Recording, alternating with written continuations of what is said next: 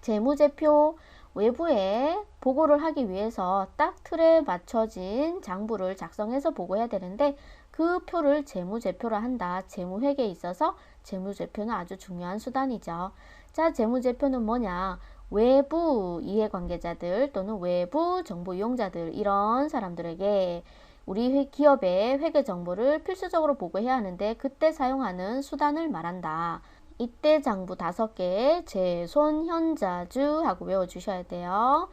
재무상태표는 일정한 시점, 아까 12월 31일을 마지막 결산일로 주로 쓴다고들 했죠. 그날 기준으로 우리 회사는요, 자산 이만큼, 부채 자본 이만큼 가지고 있어요 하고 잔액을 보여주는 장부가 재무상태표예요. 그래서 이 장부를 열면 현금 얼마 있고 빚은 얼마 있고 뭐 이렇구나 라는 걸 알 수 있고요. 손익계산서는 일정한 기간 동안 얘는 시점이 중요하고 얘는 기간이 중요해요. 왜냐하면 얘는 하루를 기준으로 보고하는 게 아니라 우리 1년 동안요 이만큼 벌었고 그리고 이만큼 써서 이만큼 남겼어요 라는 경영 성과를 보고해야 되기 때문에 하루로는 불가능하죠. 그래서 1년이라는 회계 기간 동안 주로 그래서 그 기간 동안의 경영 성과를 정리해서 보고하는 장부가 손익계산서다. 그래요. 그래서 이 두 개가 쌍벽을 이루는 장부고요. 회계 2급에는 이 두 개만 있어요. 회계 1급은 법인이라서 이 두 개와 얘 이렇게 해서 총 3개가 더 있는데 현금 흐름표와 자본 변동표는 이름 정도 기억해 주시면 돼요.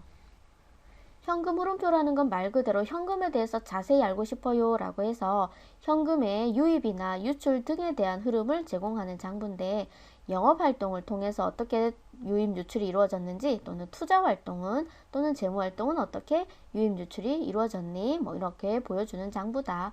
어쨌든 현금을 좀 자세히 보여주는 장부다. 이렇게 이름 기억해 주시고 자본 변동표는 자본이라 함은 법인이라서 자본은 주식을 발행하게 돼요. 그 주식에 대해서 또는 주주들과의 거래에 대해서 그런 내용들의 자세한 정보를 보여줘. 그 다음 주석은 이 4개는 딱 정해진 틀이 있어서 그 틀에 맞춰서 작업을 하는데 주석은 그런 틀은 없어요. 그냥 백지에 번호만 샤샤샤샥 이렇게 붙여가지고 이 앞에서 작성한 4개의 장부 중에요. 숫자로는 표현이 안 되는 설명이 필요하다 싶은 것들은 이렇게 별지의 백지에 적어서 같이 제출하는 거예요. 보충 설명.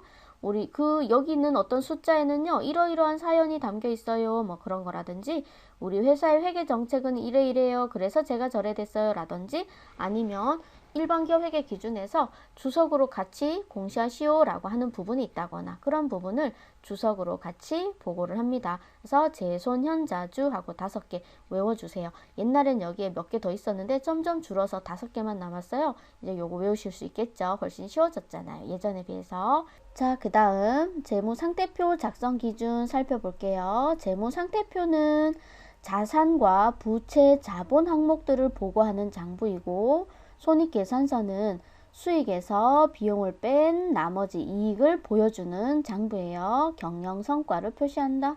그랬죠, 그죠? 자, 그래서 재무상태표 작성 기준을 보면 유동성 배열법인데 시험엔 이 부분이 제일 많이 나오는 편이에요. 왜 그러냐? 일단 계정 과목이라는 것은 항목 이름이에요. 뭐 현금 얼마, 보통예금 얼마 이런 이름을 유동성이 높은 것부터 배열해. 유동성이 높다라는 건 무슨 말이냐면 현금으로의 전환 가능성이 높은 것. 예를 들어서 보통예금에 돈이 얼마가 있고 상품이 얼마치가 있다고 쳐요. 그럼 보통예금 얼마, 상품 얼마 하고 보고할 때 누구부터 보고할 것이냐 하면 보통예금 먼저 나열하라는 거예요. 왜? 현금화가 쉬운 게 보통예금이잖아요. 그죠? 상품이라는 건 누군가를 설득해서 물건을 판매해야 되는 그런 과정을 거쳐야 내게 돈이 들어오는 거니까 현금으로 전환 가능성이 높은 것부터 배열해 라는 것이 유동성이 높은 것부터 배열하라 라는 건데 주로 여기를 낮은 것부터 라고 표현을 잘 하는 거예요. 그래서 요게 잘 나오는 편인데 그리 어렵진 않죠. 두 번째 구분 표시해 라고 있고 여긴 구분 표시고 여긴 구분 계산인데 얘는 수익에서 비용을 뺀 나머지 이런 이익을 계산하는 계산서니까 구분해서 계산하는 거고 이건 그냥 표시하는 거예요. 잔액들이 각각 얼마씩 있는가. 자, 구분 표시하라는 내용에서 중요한 내용 중요하다라는 말은 내용이 중요하다는 말도 있고 금액이 중요하다라는 말도 있댔죠. 그래서 금액이 굉장히 크거나 그럴 때는 별도로 구분하고, 아니면 비슷비슷한 고만고만한 계정들이 있다면 합쳐서 통합으로 표시해도 돼, 뭐 이런 거예요. 금액이 중요하면 구분 표시해도 돼, 이런 뜻이고, 1년을 기준으로 유동, 비유동 해서 유동자산, 비유동자산, 유동부채, 비유동부채 이런 것들이 있는데, 1년을 기준으로 하는 게 원칙이지만 예외도 있어요. 정상적인 영업 주기가 1년은 넘길 경우도 있다. 이 표현이 뭐냐면 선박을 만들거나 비행기를 만들거나 하는 업종은 그 제품 하나 만드는데도 몇 년이 걸리고, 그리고 그 물건값을 회수하는데도 1년을 훨씬 초과할 수 있죠. 충분히. 그래서 그런 회사들은 정상적인 영업 주기가 1년을 넘기는 게 허다하겠죠. 그런 경우에는 유동 비유동의 구분이 1년이 넘을 수도 있다. 예외가 있다. 뭐인데 일단 제1의 원칙은 유동 비유동의 구분 기준은 1년입니다. 그 다음 잉여금의 구분의 원칙. 잉여금이 두 가지가 있는데 그걸 구분해서 표시해줘 라는 거예요. 뭐냐? 영업활동의 결과인 이익잉여금인데, 영업활동은 고객과의 거래예요. 우리 회사 물건을 팔아서 남긴 게 당기 순이익인데 그걸 누적시켜 놓은 게 이익잉여금이거든요. 그래서 그런 고객과의 거래에서 남긴 이익잉여금과 그 다음 자본활동의 결과인 자본잉여금. 자본활동은 뭐냐면 주주와의 거래를 말해요. 주주하고 주식을 사고 파는 거예요. 우리 회사 주식을 팔았다가 다시 그 주식을 사들였다가 뭐 이렇게 감자도 하고 증자도 하는데, 그런 활동을 하면서 남은 잉여금 쟁여놓은 것을 구분해서 표시해줘. 이렇게 돼요. 그걸 잉여금 구분의 원칙이라고 해요. 그래서 우리 회사 물건을 사가는 사람은 고객이고 우리 회사 주식을 사가는 사람은 주주고, 그런 거죠. 자, 총액주의는 뭐냐? 자산이 총 얼마 있고 부채가 총 얼마 있고 총액을 표시해야 되는데, 그 받을 돈, 줄 돈을 서로 쌤쌤해서 계산한 다음에 남은 차액을 순액으로 보고하는 거, 그런 거 하지 마. 총액을 다 나타내, 이런 표현이고요. 미결산 항목을 표시하지 마 라는 건 임시 계정 같은 걸 표시하지 마, 이런 것들. 요런 게 계정인데 요런 계정은 다음 시간에 차근차근 배울 거고, 임시로 쓰는 그런 계정들은 재무상태표에 표시하지 마. 확정적인 계정으로 대체해서 보고해, 요런 거예요. 재무상태표 작성 기준 살펴보았고요. 그 다음 손익계산서 작성 기준. 손익계산서에는 무엇이 실리나? 얼만큼 벌었어요. 그거 버느라고 요만큼 썼어요. 그래서 요만큼 남겼어요 라는 경영 성과를 표시하는 장부죠. 일단 여기서 재무상태표와 중복되게 나오는 부분 요거.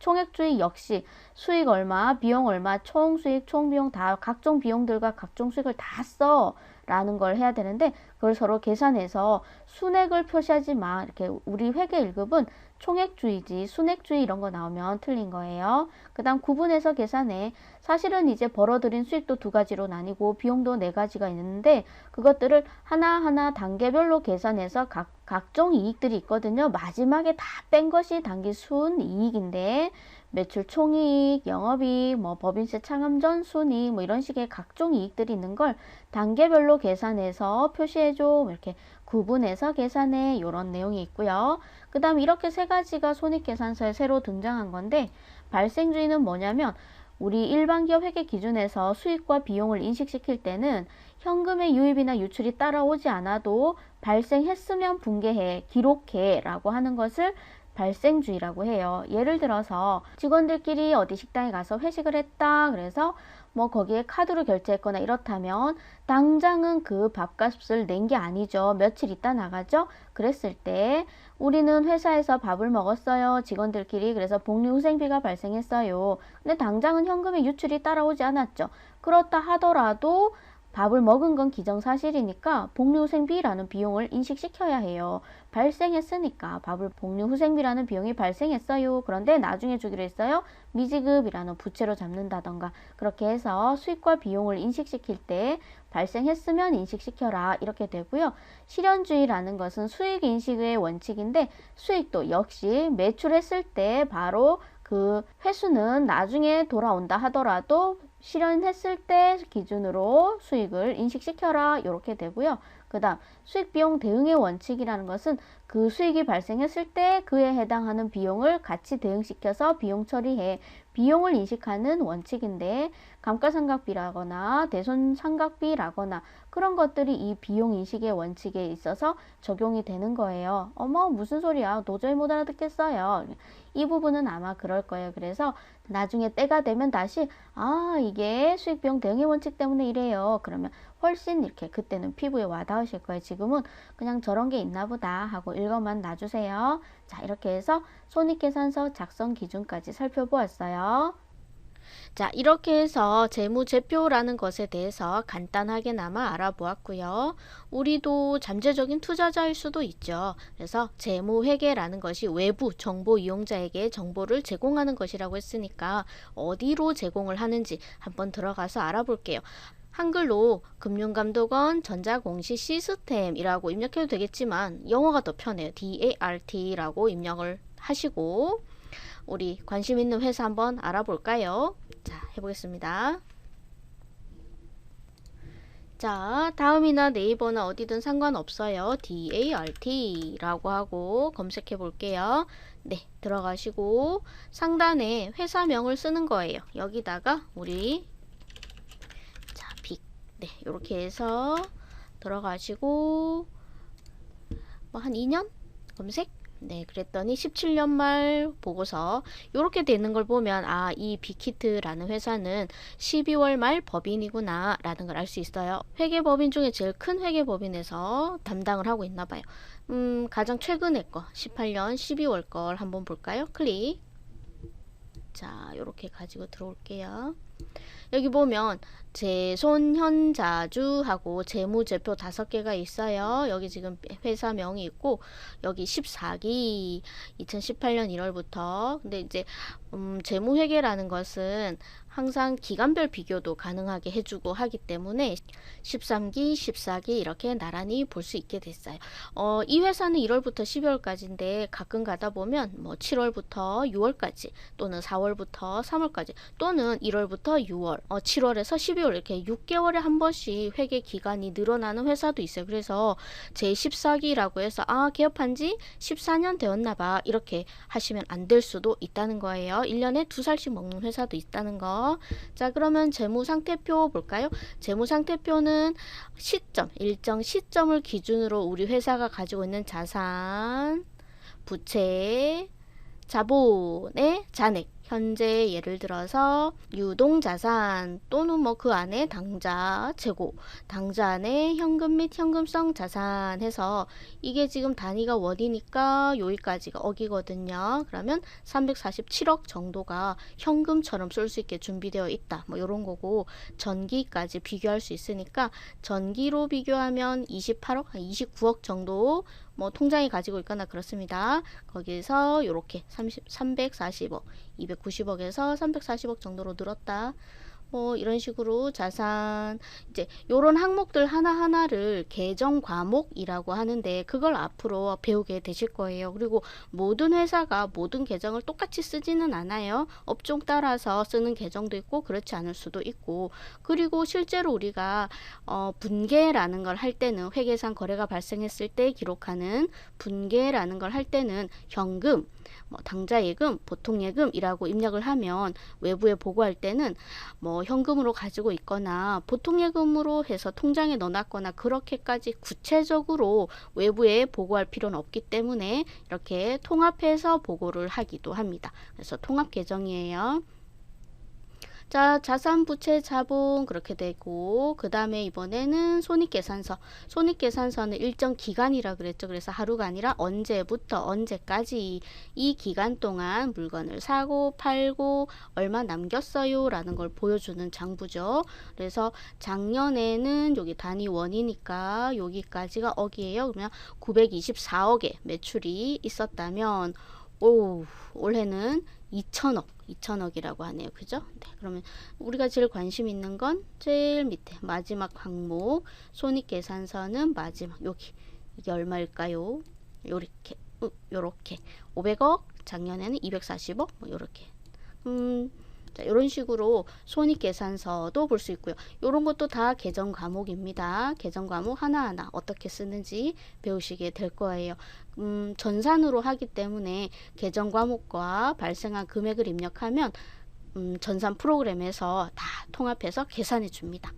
자본 변동표, 현금 흐름표, 그리고 이 본문에 대한 보충 설명을 해야 되는 부분이 있다면 이건 특별한 양식이 있는 건 아니고 흰바닥에 검은 글씨 해서 우리 회사는 어떤 회계 정책에 맞춰서 선택해서 적용하였습니다. 뭐 이런 선입선출법, 감가상각은 어떻게 했고요. 뭐 이런 것들 또는 뭐 숫자만으로 설명할 수 없는 부분, 보충 설명이 필요하다라고 하면 이렇게 흰바닥에 검은 글씨로 주저리 설명을 보충하게 돼요. 이것까지도 주석에 해당돼요. 그러니까 반드시 주석으로 표시하세요 라는 부분도 있고 회사 내에서 이건 주석으로 보고해야겠어 라는 부분도 있을 수 있습니다. 자, 이렇게 해서 재무제표라는 것에 대해서 살펴보았습니다. 네, 오늘 영상은 여기까지고요. 다음 시간에 더 좋은 영상으로 돌아오도록 하겠습니다. 감사합니다.